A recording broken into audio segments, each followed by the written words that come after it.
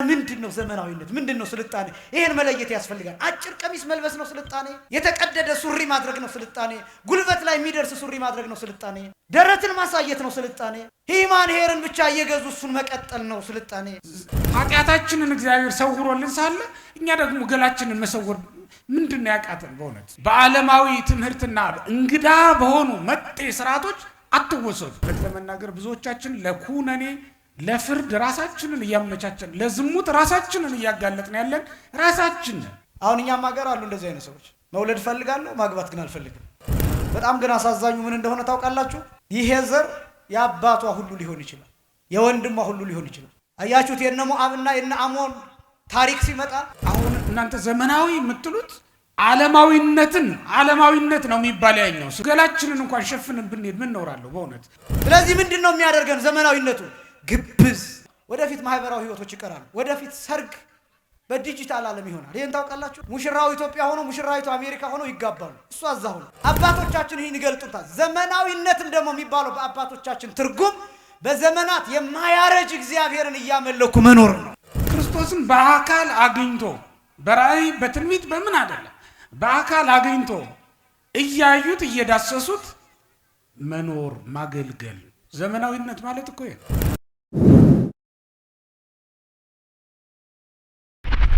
ሰለጠንን የሚሉ ሰዎች ቤተክርስቲያንን ከዘመናዊነት የራቀች ናት በሚል የሐሰት ትርክት ከቅዱስ ቤተክርስቲያን ሲሸሹ ይታያል። ታዲያ አንድ ሰው ዘመናዊ ሆኖ ሃይማኖተኛ መሆን ይችላል ወይ? እንዴት? ከዚህ ጋር ተያይዞ ወጣቱ ወደ ቅዱስ ቤተክርስቲያን ከመምጣት ይልቅ ወደ ተለያዩ መዝናኛ ቦታዎች ለምሳሌ ወደ ጂምናዚየም፣ ወደ እግር ኳስ ሜዳዎች፣ ወደ ፊልም ቤቶች፣ ወደ ተለያዩ መጫወቻ ቦታዎች እየሄደ ነውና እዚህ ላይ አጽንኦት ተሰጥቶ ትምህርት ቢሰጥ ወይም ደግሞ ማሳሰቢያ ቢሰጥ የሚል ይሆን። ዘመናዊነትና ሃይማኖትን በተመለከተ ዘመናዊነት ራሱ ምንድነው የሚለው ብዙ ጊዜ ይሄ ዘመናዊነትን የተረዳንበት መንገድ የተሳሳተ ነው ብዬ ነው የማስበው። ሞደርኒዝም የሚባለው የራሱ ዴፊኒሽን የሞደርኒዝም ዴፊኒሽን ወይም የዘመናዊነት አተረጓጎም ከኦሪጂናሊቲ መራቅ ነው። ዘመናዊነት ማለት እንደሱ ነው። በጣም ብዙዎቻችን አሁን ዘመናዊነት ማለት መሰልጠን የሚመስለን፣ ዘመናዊነት ማለት ማደግ የሚመስለን፣ ዘመናዊነት ማለት በጣም ብዙ ነገሮችን ለማድረግ በቃ ጥሩ የሰለጠነ የተማረ ያወቀ የተመራመረ የሚመስለን በጣም ብዙዎች ነን። ግን ሞደርኒዝም ራሱ ትርጉሙ በፍልስፍና፣ በአርት፣ በሊትሬቸር፣ በሚውዚክ፣ በሌሎችም ነገሮች ከነዚህ ከእውነታው ዓለም መራቅና ፊክሽን የሆነ ዓለም መፍጠርና ቨርቹዋል የሆነ ዓለም መፍጠር ነው። ዘመናዊነት የሚባለው እንደሱ ነው። ለምሳሌ እነዚህን ካሜራዎች ትመለከቷላችሁ። ውድ ናቸው አብዛኞቹ ካሜራዎች። እነዚህ ካሜራዎች ለምን የሚጠቅሙ ይመስላችኋል? አሁን የኛን ፎቶ አንስተው የኛን ቪዲዮ የሚቀርጹት በጥሩ ሪዞሉሽን፣ በጥሩ ጥራት፣ በተለየ ስፔሲፊኬሽን ያላቸው ሆኖ የሚገዙ ናቸው። ጥሩ ኢምፕሩቭመንት ያላቸው ናቸው እነዚህ ቴክኖሎጂዎች። አሁን እኔን በዚህ ካሜራ እዚህ በአካል አይታችሁኛል። ቪዲዮ ብታዩ በጣም ቆንጆ ሆኜ ነው የምታያችሁ። በአካል ግን እንደምታዩኝ እንዲህ ነኝ።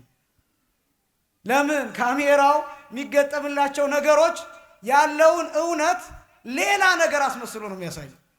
አሁን ፊልም የሚሰሩት ሰዎች ሁሉ የሚያምሩ ይመስላችኋል? ከዚያ ወጥተው እኮ በአካል ስናያቸው ሌሎች ናቸው። ግን ሻዶው የሚባል ምናምን የሚባል በጎን የሚባል ዋይድ የሚባል እንደዚህ የቅርብ የምናምን ተደርጎ እነዚህ ሁሉ ተገጣጥመው ኤዲት ተደርጎ የፊታችን ላብ ተለቅሞ ፊታቸው ያለው ብጉር ምናምን እንዲጠፋ ተደርጎ ከኋላ ያለ ጥላ ከኋላ ያጠቆረው ነገር ለእይታ ያፈዘዘው ነገር እነዚህ ነገሮች በሙሉ ተለቅመው ነው ቆንጆ ነው የሚወጣው። አያችሁ ሞደርኒዝም ምን ያህል ክፋት እንዳለው፣ ዘመናዊነት ምን ያህል ክፋት። እናንተ ስልክ ላይ የፎቶዎች ኢፌክቶች አሉ። የሆነ ፎቶ ትነሱና እሷን ፎቶ በተለያየ ከለር በተለያየ ኢፌክት አሰማምሩትና የራሳችሁ ፎቶ ላይ ፍቅር ይይዛችኋል። አያስገርም? በቃ ታዩታላችሁ፣ አታምኑም፣ ታገላብጡታላችሁ፣ ጥቅስ ትጽፉበታላችሁ፣ እንዲህ ታዞሩታላችሁ። ግን ያ ፎቶ እናንተ አይደላችሁም። ለምንድን ነው ብዙ ሰዎች በፎቶ ታውቀው ሲገናኙ የሚጣሉት? ለምንድን ነው? ዘመናዊነት ምን ያህል ከባድ እንደሆነ ተመልክታችሁታል? በጣም ብዙ ጉድ ነው የምናየው በዚህ ዙሪያ። እና ስለዚህ ይሄ ዘመናዊነት ማለት ከእውነታ መራቅ ማለት ነው። እና ዘመናዊ መሆን ማለት እውነትን ማጣት ማለት። ወደፊት የሚፈጠረው ዓለም የውሸት ዓለም ነው። ለምሳሌ አሁን ላይቭ የሚያዩ ሰዎች አሉ። እናንተ እውነተኛ የምትከታተሉት እናንተ ብቻ ናችሁ። ለምሳሌ ይሄ ካሜራ ቢጠፋ ወይ ደግሞ ባትሪ ቢዘጋ እነዚያ ሰዎች ማየት አይችሉም። ለምን? እውነት አይደለም። እናንተስ ይሄ ካሜራ ቢጠፋ ታያላችሁ። ይሄ ብቻም አይደለም፣ ይሄን ድምፅ ሩቅ ሆናችሁ የምትሰሙት ራሱ ፊት ከተቀመጡት ሰዎች እውነት የራቃችሁ ናችሁ። ለምን? መብራት ቢጠፋ የሚሰሙኝ እነዚህ እንጂ እናንተ አይደላችሁ። አያችሁ ዘመናዊነት። በጣም ብዙ ነገሮች እነዚህ ኦሪጂናል የሚባሉ ቱባ የሚባሉ ዋና የሚባሉ ነገሮች እነሱን መግደልና ማድቀቅ ነው ዘመናዊነት የሚባለው እንደዚህ ነው። እና የዘመናዊነትን ሐሳብ መጀመሪያ ስንረዳው ከሃይማኖት ጋር ከማየታችን በፊት ራሱ ዘመናዊነት እጅግ በጣም ከባድና አደገኛ አስተሳሰብ ነው። ሃይማኖትስ ምንድን ነው? ብዙ ጊዜ የሩሲያውያን ትምህርት የሚባል ትምህርት አለ። በቴክኖሎጂ ይላሉ ኢን ቴክኖሎጂ ዘ ሌተስት ኢዝ ዘ ቤስት ይላሉ ይባላል።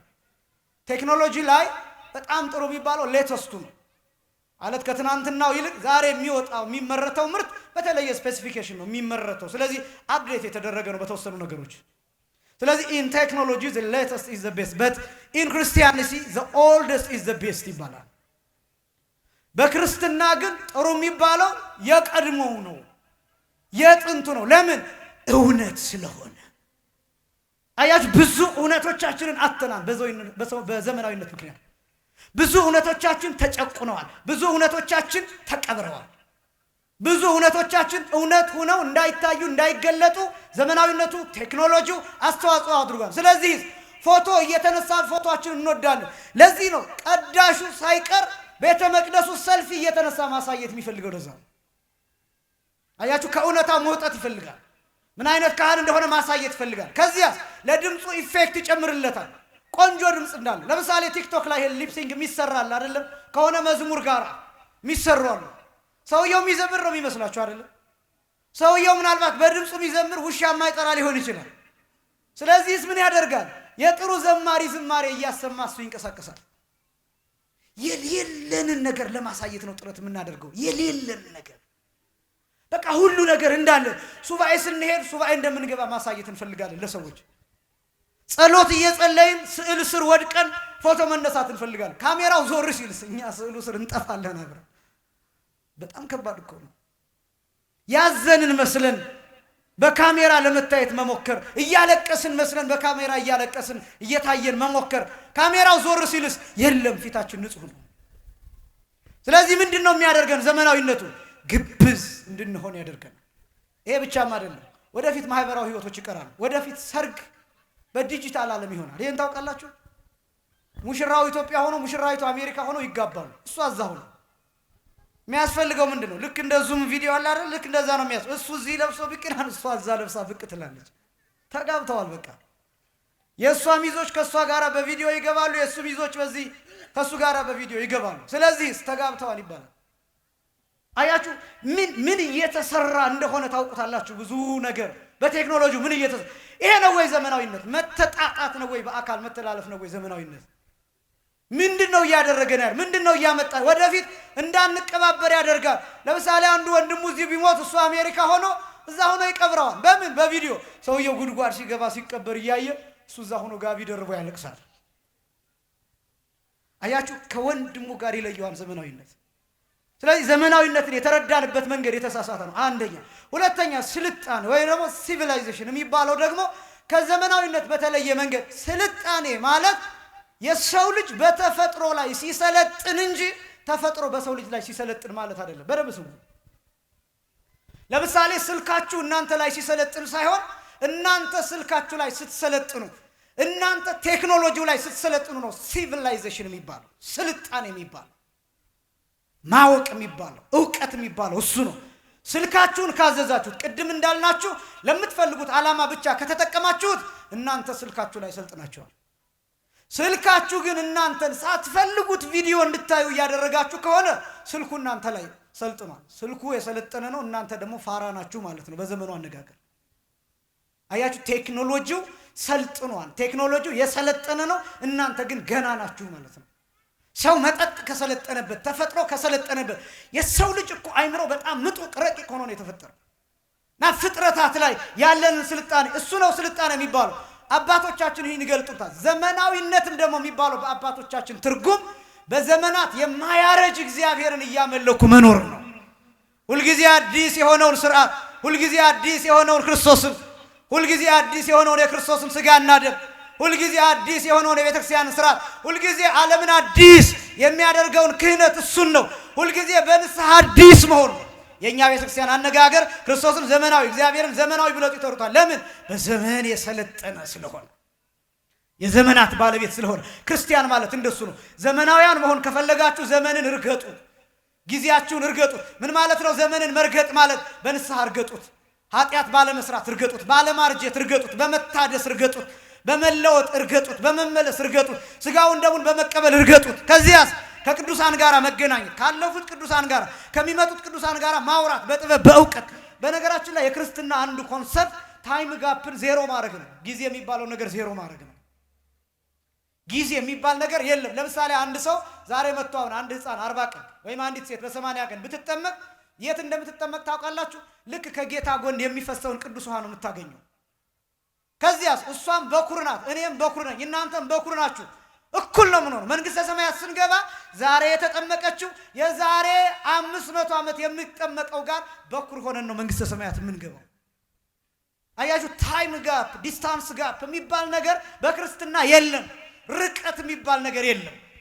ቀራን የሆነው ቀጥታ ሄደ ከጌታ ጎን የሚፈሰውን የምታገኘው። ለምን?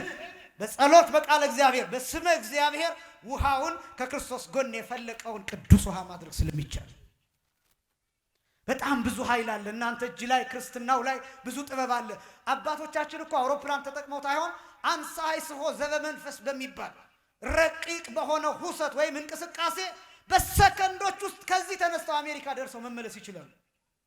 እዚሁ ነው ቅድም የኔታ እንደገለጡት እንደነ ኤልሳ የት ሀገር የሚደረገውን ማየት እኮ ይችላሉ። እና ዘመናዊነት ይሄ እኮ ነው። ስልጣኔ እኮ የሚባለው ይሄ እኮ ነው። አባቶቻችን በደመና ይጎዛሉ፣ በባህር ላይ ይራመዳሉ፣ ተራራውን ያፈልሳሉ።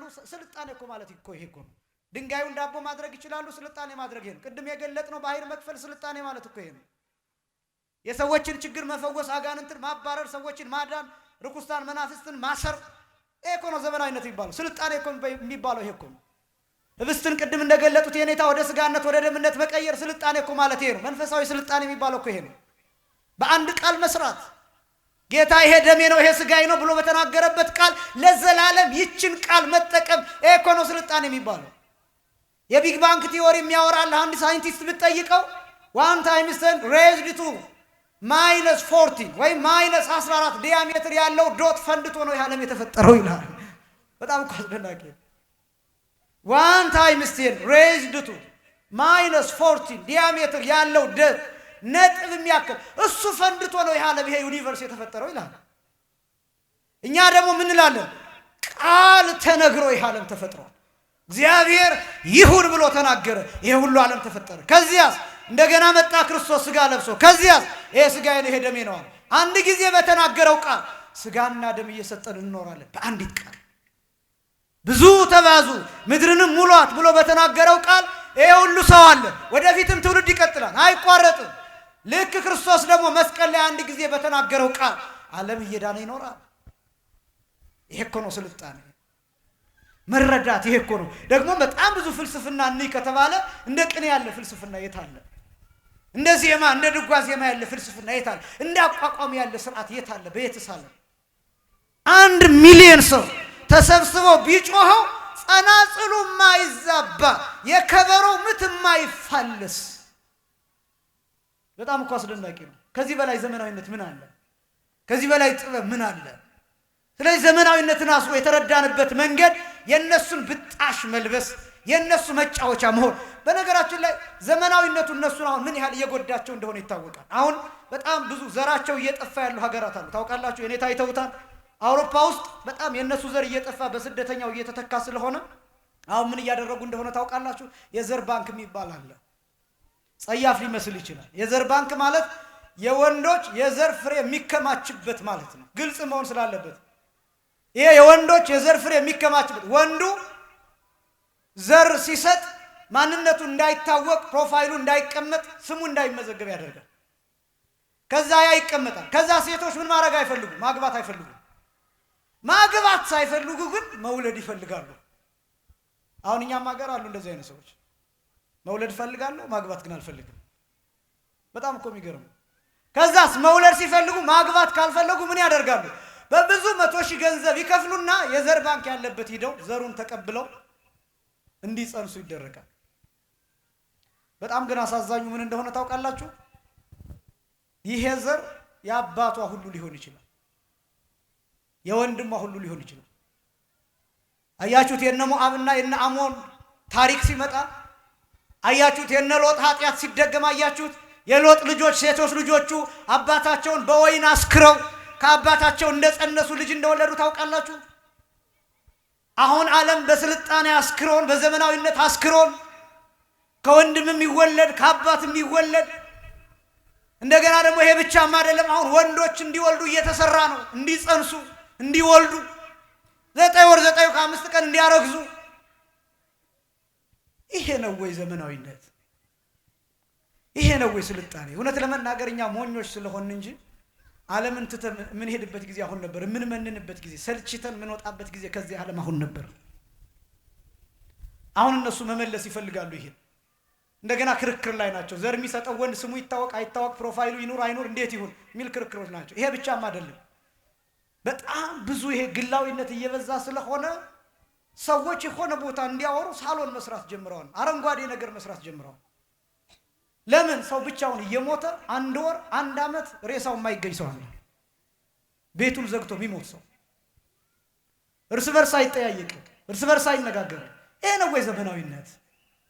አጠገብ ያለው ሰው እኮ መድኃኒትህ እኮ ነው። ሰው ለሰው መድኃኒቱ ይላል የሀገራችን ሰው።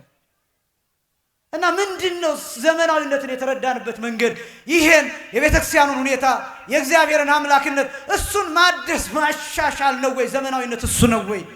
እንዲያውም እኮ ማንነታችንን ነው እያጣን ያለው። እድሜያችን እየቀነሰ ነው። ይሄ 70-80 ነበር የተነገረው፣ አሁን ወደ 50 ዓመት ዝቅ እያለ ነው። ይሄ ላይፍ ኤክስፔክታንሲ የሚባለው እሱ እየቀነሰ ነው። በየትኛውም ዓለም እየቀነሰ ነው። የሚቀንስበት ምክንያት ደግሞ ዘመናዊነቱ ነው። ኦርጋኒክ የሚባሉ ነገሮች የተፈጥሮ የሚባሉ ነገሮች አሁን አይገኙም። ሰው ሰራሽ ነገር ነው የሚጠቀመው። ሁላችንም የሱቅ የታሸገ ነገር ነው የምንጠቀመው። እሱ መርዛማ ነው። ቅድም እንዳልኩት አብዛኛው ካንሰር የሚያመጣ ነው። እሱ እድሜ እየቀነሰ ነው። ሰዎች ዝም ብለው እየሞቱ ነው። ጸጉራቸው እየረገፈ በቀጥታ በካሜራ ፊት ኢትስ ኦኬ ያሉ የሞቱ ሰዎችን እናውቃለን። በጣም ብዙ ሚሊየን ቢሊየን ዶላር ያላቸው ሰዎች በብዙ $100,000 በተገዛ ሳህን የበሉ ሰዎች መጨረሻ ግን ሐኪም ባዘዘላቸው አልጋ ተኝተው ከካሜራና ከሞት ጋር ተፋጠው ያለፉ ሰዎችን እናውቃለን። ብዙ በመድረክ የተለያየ ነገር ያሳዩን እነዚህ ሰዎች ቀጥታ ዘመናዊ የሚባሉ በጣም ቀጥታ ከሞት ጋር ሲፋጠጡ አይተን እና ምንድነው ዘመናዊነት? ምንድነው ስልጣኔ? ይሄን መለየት ያስፈልጋል። አጭር ቀሚስ መልበስ ነው ስልጣኔ? የተቀደደ ሱሪ ማድረግ ነው ስልጣኔ? ጉልበት ላይ የሚደርስ ሱሪ ማድረግ ነው ስልጣኔ? ደረትን ማሳየት ነው ስልጣኔ? ሂማን ሄርን ብቻ እየገዙ እሱን መቀጠል ነው ስልጣኔ? የትኛው ነው ስልጣኔ? ወይስ እዚህ ሆኖ ማረፍ? ያልተረዳነው ነገር ይሄ ነው። ሃይማኖት በዘመናት አይለወጥም። ሃይማኖት ስንት ነው? አንድ ነው። እርሱም ማን ነው? እግዚአብሔር። ሃይማኖት ማለት እሱ ነው። ሃይማኖት ማለት አብ ወልድ መንፈስ ቅዱስ ማለት ነው። እግዚአብሔር ፈጠረ ብሎ ማመን ስለሆነ ስለዚህ ሃይማኖትና ዘመናዊነት የተምታታብን ሰዎች መለየት አለብን። ቤተ ክርስቲያን ሁልጊዜም ይህንን ስርዓቷን ጠብቃ የማያረጀውን ሙሽራዋን እየጠበቀች ትኖራለች። እግዚአብሔር ይስጥልን። ቃለ ሕይወት ያሰማልን። ቃለ ሕይወት ያሰማልን። ጤናና እድሜን ያድልልን። እየጨረስን ነው። 2 ጥያቄዎች ናቸው የቀሩት። መምህራኖቻችንም አጠር እያደረጉ ይመልሱልናል። ከዚሁ ከዘመናዊነት ጋር ተያይዞ የኔታ አክለው ቀጣዩን ጥያቄ ይመልሱልናል። ያው አብሮ ከዚህ ከዘመናዊነት ጋር የመጣ ስለሆነ ነው። አሁን የምጠይቀው ጥያቄ ከዘመኑ ጋር የመጣ ነው። ጠያቂያችንም የጠየቁት ስመ እግዚአብሔርን ስመ ቅዱሳንን አሳጥሮ በቁልምጫ መጥራት እየተለመደ መጥቷል። ለምን ከመጠሪያ ትርጉም አውድ ውጪ እያሳጠሩ መጥራት ከቤተክርስቲያን አስተምሮ አንጻር እንዴት ይታያል ይላል። ያው አንዳንድ ጊዜ ኪዳነ ምሕረት ለማለት ኪድዬን እንላለን፣ አርሴማ ለማለት አርሲዬን ብለን እንጠራለንና ይሄ እውነት ከቤተክርስቲያን አስተምሮ ትምህርት አንጻር ትክክል ነው ወይ? የኔታ ከዘመናዊነት ጋር አክለው ይሄን ጥያቄ ይመልሱልናል ማለት ነው። ይሄም ዘመናዊነት ነው።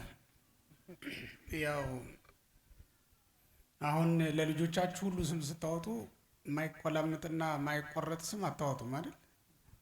የሚቆራረጥ ስም ነው የሚያወጡት። አሁን የኔ ስም ለቁልምጫ ልመች ብሎ ብዙ ሰዎች ቀይረው ብለውኝ ነበር። አይቆረጥም ስማኮነ ብሎ አሁን በቃ ለማሳጠር በጣም አስቸጋሪ ነው።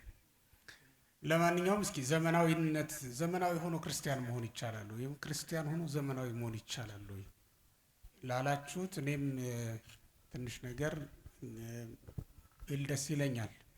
በነገራችን ላይ እኔ ግን በካሜራም ያለ ካሜራም ቆንጆ ነኝ አይደለው? ምን ነው ሳቃችሁ? እሳቸው ናቸው አይደለሁም ያሉ። ምክንያቱም እኔ እንዴ ቅባ ቅዱስ ተቀብቼ ጸበል ጠጥቼ ያደግኩ እኮ ነኝ። እሳቸውም ልክ እንደዚያው የሆነ ሆኖ ይሄን እንኳን እንደው እንዳትደክሙ ለፈገግታ ያክል ብዬ ነው። ግን ዘመናዊ ሆኖ ክርስቲያን መሆን ይቻላል ወይ ላላችሁት፣ ክርስቲያን ምን ጊዜም ዘመናዊ ነው። ምን ጊዜም ዘመናዊ ነው። ያ ማለት በእያንዳንዱ ዘመን እግዚአብሔር ሊያደርገው ያሰባትን ነገር የእግዚአብሔርን ፈቃድ የሚፈጽም ማለት እኮ ነው። የእግዚአብሔር ፈቃድ አንዲት ናት፣ ሰውን መጥቀም፣ ሰውን ማዳን ናት። እሷን ግን በተለያየ መንገድ ሊገልጻት ሊያደርጋት ይችላል። ለምሳሌ በኖህ ዘመን ሰውን ማዳን የፈለገው እግዚአብሔር በምንድን ነው? በመርከብ አይደል? መርከብ በመስራት ሰዎች እንዲድኑ ነው የፈለገው እና ኖህን መርከብ ስራ ነው። በሐዋርያት ዘመን እንደ ነቢያት ዘመን በራእይ በትንቢት እግዚአብሔርን ማየት አይደለም የሚያስፈልገው። ስለዚህ እንደየዘመኑ ዘመናዊ ሆነው ነው ሐዋርያትም ነቢያትም እግዚአብሔርን ያገለገሉት። እግዚአብሔርን የሚያገለግል ሰው ዘመናዊ ነው። በእያንዳንዱ ዘመን የሚያስፈልገውን እግዚአብሔር ያዘዘውን ነገር ሁሉ የሚያደርግ ነው። በሙሴ ዘመን ሙሴ እግዚአብሔርን ያመለከበት መንገድ ከሱ በፊት የነበሩ ሰዎች ካመለኩበት ለየት ያለ መንገዱ ነው። አምልኮቱ አይደለም የሚለየው፣ የአምልኮ ስርዓቱ መንገዱ ነው የሚለየው። ከሙሴ በፊት በታቦት ማምለክ ስርዓት አምልኮ መፈጸም አልተጀመረም አይደል? ከአሮን በፊት ኤፉድ ለብሶ ያጠነ ማዕጠንተ ወርቅ ይዞ በቤተ መቅደስ የተመላለሰ ሰው የለም። ስለዚህ አሮን በዘመኑ ዘመናዊ ነው። በሐዋርያትም ዘመን ደግሞ ተመልከቱት፣ ክርስቶስን በአካል አግኝቶ በራእይ በትንቢት በምን አይደለም፣ በአካል አግኝቶ እያዩት እየዳሰሱት መኖር ማገልገል ዘመናዊነት ማለት እኮ ይሄ። አሁን እናንተ ዘመናዊ የምትሉት ዓለማዊነት ነው የሚባል ያኛው ስሙ እንጂ ዘመናዊነት ከተባለማ ዘመናዊነት በየዘመናቱ ለአምልኮተ እግዚአብሔር በሚስማማ መልኩ እግዚአብሔር ማገልገል ስርዓተ አምልኮን መፈጸም ነው። አሁን በዚህ ዘመን ቴክኖሎጂውም ይሄ በራሱ የምንናገርበት መንገድ ይህ ዘመናዊነት ነው። በቃ በቀደሙት አባቶቻችን ከፍ ባለ ቦታ ላይ ሆነው ይሰብኩ ነበር። ዛሬ ዝቅ ያለ ቦታም ላይ ብንሆን ድምጻችን ከፍ ብሎ መሰማት ይችላል። ዘመናዊነት እኮ እንደዚህ ነው። ስለዚህ እንደው ትርጉሞችን ባናበላሻቸው መልካም ነው። ቅድም የኔታ እንደተናገሩት የዘመናዊነትን ትርጉሙን ስላበላሸ ነው እንጂ ክርስቲያን ምን ጊዜም ዘመናዊ ነው። አትወሰዱ። ይሄ በዓለማዊ ትምህርትና እንግዳ በሆኑ መጤ ስርዓቶች አትወሰዱ። ሰዎቹ የሚነግሯችሁ አዳዲስ ትምህርቶች ደግሞ ይኖራሉ። ምናልባትም በክርስትና ውስጥ የምትለብሱትን አለባበስ ለዘመናዊነት አይስማማም፣ ለዚህ ዘመን ትውልድ አይመጥንም ብሏችሁ ራቁታችሁን እንድትመጡን ያበረታቷችሁ ሊኖሩ ይችላሉ። ግን እንደዛ አይደል። እግዚአብሔር ፊት ስንቆም ለእግዚአብሔር እንደሚገባ ሆነን ለክብሩ የሚመጥን አይነት ሰዎች ሆነን መቆም መቅረብ ስላለብን መላእክት በእግዚአብሔር ፊት ሲቆሙ አክሊል ደፍተው ካባ ለብሰው ነው የታዩት አይደል? ዮሐንስ በራእይ ያያቸው እንደዚያ ነው። እኛም በስርዓት ለብሰን የምንመጣው ገላችንን የሚሸፍን ልብስ ለብሰን የምንመጣው እኮ ለዚህ ነው። እግዚአብሔር ለነፍሳችን ጸጋውን ያለብሳት ዘንድ እኛ ደግሞ ስጋችንን በምድራዊ ልብስ ሸፍነን እንመጣለን። ዘመናዊነት እኮ እንደዚያ ነው ወገኖች። በዓለማዊነት መንፈስ ተይዛችሁ ዘመናዊነት ነው ብትሉ እሱ ዘመናዊነት አይደለም። ይሄ ከዘመን ጋራ መሸዋወድ ነው የሚሆነው። ዘመናዊነት እና ክርስትና የሚጋጩ ቅድም እሳቸው ያሉትን ነው ማጸናው የሚጋጩ የሚጣሉ ነገሮች አይደሉም። ትምህርታችን ራሱ እኮ እንደየዘመኑ ተለያይቷል። ትምህርታችን ተለያይቷል ስላችሁ በነቢያት ዘመን ይወርዳል ይወለዳል ነበር የሚባለው። በሐዋርያት ዘመን ግን ወረደ ተወለደ ነው የሚባለው። ልብ በሉ። በነቢያት ዘመን ይመጣል እናየዋለን ነበር የሚባለው። በሐዋርያት ዘመን ግን አየነው ዳሰስነው ነው ትምህርታችን ይሄ። በነቢያት ዘመን የክርስቶስ ምሳሌ የሆነውን በግ ነበር ሰውተን የምንበላው። በሐዋርያት ዘመን ግን ራሱን አማናዊውን በግ ኢየሱስ ክርስቶስን በላን። በክርስቶስ ዘመን የነበሩ ሁለት ሰዎች ሐዋርያትና አይሁድ፣ ሁለቱ አንድ ዘመን የነበሩ ግን በአንድ ዘመን እየኖሩ ዘመናዊነት ያልገባቸው ነበር፣ የተለያየባቸው ነበሩ። ሐዋርያት እውነተኛውን ፋሲካ ክርስቶስ ታርዶላቸው ይመገባሉ። እነዚያ የብሉይ ኪዳን ሰዎች ወይም ደግሞ አይሁድ ደግሞ የአይሁድን ፋሲካ የሙሴን ፋሲካ ለማክበር ይሰናዳሉ። የተሸዋወዱት እዚህ ላይ ነው። አሁን በዓለማዊነት ተወስደን መንፈሳዊ ነገር እያመለጠን ስለሆነ ወይም ደግሞ ዘመናዊነት ራሱ ሳይገባን እየተቸገርን ስለሆነ በእውነት እንደየዘመኑ መጽደቅ የሚቻልበትን ጥበብ እግዚአብሔር አሰናድቶ ስለሰጠን መጽደቅ እንችላለን። እንደው እምብርታችንን አጋልጠን መሄድ አይደለም ይሄ ዘመናዊነትና እሱን በደንብ ቅድም ሲናገሩት የነበረው በተለያዩ ነገሮች ፋሽን በሚል ሰበብ ፋሽን ማሳደድ ማለት በዚህ ዘመን እውነት ለመናገር ብዙዎቻችን ለኩነኔ ለፍርድ ራሳችንን እያመቻቸን ለዝሙት ራሳችንን እያጋለጥን ያለን ራሳችንን ገላችንን እንኳን ሸፍንን ብንሄድ ምን ኖራለሁ? በእውነት ኃጢአታችንን እግዚአብሔር ሰውሮልን ሳለ እኛ ደግሞ ገላችንን መሰወር ምንድነው ያቃተን? በእውነት ስለዚህ እንደው ነውራችንን ደብቀን ሰውረን መኖር እንድንችል እግዚአብሔር ይርዳን። ከዛ ውጭ ያለው ሁለተኛ የተጠየቀው የቅዱሳንን ስም አቆላምጦ መጥራት እሱም ዘመናዊነት ያመጣው ችግር ነው። ቅድም እንደነገርኳችሁ መግቢያ ላይ ዘመናዊነት ተክልይ የሚሉ ሰዎች አሉ። አንዳንድ ጊዜ በመዝሙርም አለ መሰለህ፣ በአማርኛ መዝሙር እንደዚያ ሲረዝምባቸው የሚያሳጥሩ ሰዎች። በቅኔ ቤት ከፊለስም ይባላል። ከፊለስም የሚባል ያላቸው አሉ። ቂርቆስ የሚለውን ቂርቂ የሚል ከፊለስም መጠቀም አልፎ አልፎ የተለመደ ነው። በቅኔ ቤት እንደዚህ አይነት አሉ። ግን ብዙም የጎላ በመጽሐፍ አይገኝም። ስለማይገኝ እኛም በትምህርታችንና በሌላውም በዜማችን በምናችን አናስገባውም ማለት ነው። እንዲሁ ዝም ብሎ በባለቅኔዎች ግን እንዲህ አይነት ከፊለ ስሞችን ሲጠቀሙ ይታያል። የሆነ ሆኖ ግን የቅዱሳንን ስም በሚገባ አክብሮ መጥራት ይገባል። ምክንያቱም የእግዚአብሔር ባለሟሎች ናቸውና በከነሙሉ ክብራቸው በሚገባ አክብሮ መጥራት ሊለምድብን ይገባል ለማለት ነው። ልክ የእግዚአብሔርን ስም በከንቱ አትጥራ እንደተባለው ሁሉ ቅዱሳንም የእግዚአብሔር ቤተ መቅደሶች ስለሆኑ በሚገባ አክብረን እንደ ክብራቸው መጠን መጥራት ቢለምድብን መልካም ነው ለማለት ነው። እግዚአብሔር ይስጥልኝ።